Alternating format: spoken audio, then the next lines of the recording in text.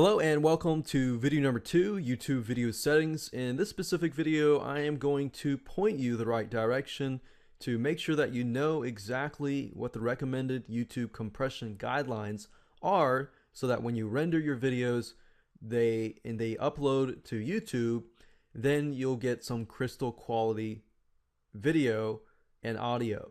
So let's get started. Now, the last thing I want you to do is to get overwhelmed by the technical stuff. But let me just walk you through step by step. Basically, what they recommend that you do is basically export your videos as MP4. This is pretty much the standard nowadays, and we've moved from AVI files to MP4 files. And MP4 files are very compatible with like smartphones, Windows, Mac computers, and a lot of other types of operating systems. So this is pretty much the standard nowadays. Then audio codec, usually 96 kHz or 48 kHz is good.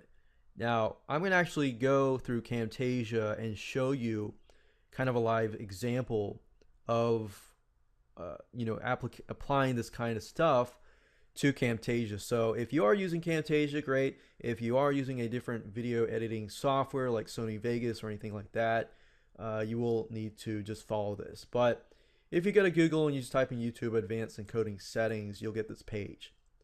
But just rule of thumb, MP4 file, usually 96 to 48 kHz. And this is pretty much standard with Vimeo and other big video sites. H.264 is the standard video codec pretty much across the board. If you use Camtasia Studio 7 or 8, it is actually compatible.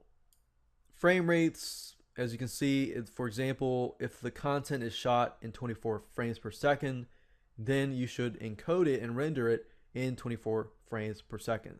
So what they're saying is a lot of this has an impact on, for example, video like camera video, video recorder type stuff. If you're doing Camtasia, usually a pretty good rule of thumb is you can play around with it. You can do 24 frames per second, you do 30 frames per second. Usually 30 frames per second, usually as a rule of thumb, is typically good. Now, if you're using a high-tech camera and you've got 60 frames per second, then they're basically saying that you should cut it in half into 30 frames per second. Then we got bit rate. When you're rendering in Camtasia, you have two different ways to render. You can render as quality or you can render as bit rate. Now with bit rate, it tells you right here, like let's say for example, your videos are rendered as 1280 by 720. So 720p. They recommend the video bit rate to be 5000. And all of this stuff is going to make sense when I actually show you in application with Camtasia. And then you can apply that to any other video editing software that you want. But usually a rule of thumb in terms of resolution is 1280 by 720 is the industry standard. If you go 1280 by 720 and you want to decrease to 640 by 360, then that'll actually help, because a lot of people nowadays still have slower download speeds. They have DSL modems, or sometimes their internet is a lot slower. Now some of us have really fast internet speeds and want to be able to see HD quality. So this is industry standard. This usually is if somebody wants to watch it on their TV. So that's why this is a resolution that's recommended. But YouTube uses 16 by 9 aspect ratio players. So that's why you kind of want a wide 1280 by 720. But I would just stick with the rule of thumb. 1280 by 720 is usually the best way to go. Otherwise, if you don't follow this, what will happen is your videos will have these black bars, on the top and the bottom, or the left and the right, and it will actually not look as good. So in application to Camtasia Studio, you can actually see examples here. If I go to Camtasia Studio and if I go to produce and share, we can go to the custom production settings. Remember that the recommended type is MP4 files, and they recommend that here as well. So choose MP4. If you use Camtasia 7, then choose MP4. Click next. So this right here is the controller for the Flash player. We don't really need that because we're dealing with YouTube. The size needs to be 1280 by 720. But keep in mind that if you're rendering by 1280 by 720, it needs to be rendered as 1280 by 720. If, however, let's say you render it and you record it as 800 by 600, you need to render it as 800 by 600. Otherwise, the quality will drop. Like, let's say, for example, that I recorded with 800 by 600.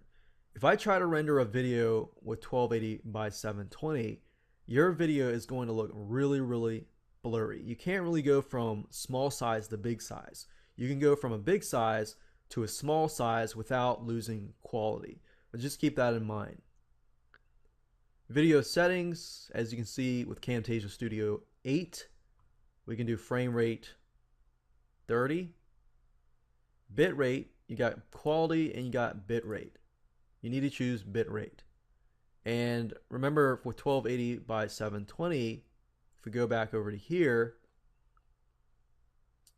720p, they recommend the bit rate to be 5,000. So in this case, we'll just move it over till we hit about 5,000. Just keep in mind though, the greater you increase this, the bigger your file will be. But if you're uploading to YouTube, you know, they accept pretty big files anyways. Audio settings, you know, what I've found is with Camtasia, it doesn't really do it by hertz. So what I found in testing is anything beyond 80 and above, usually the quality of the video tends to be really, really good.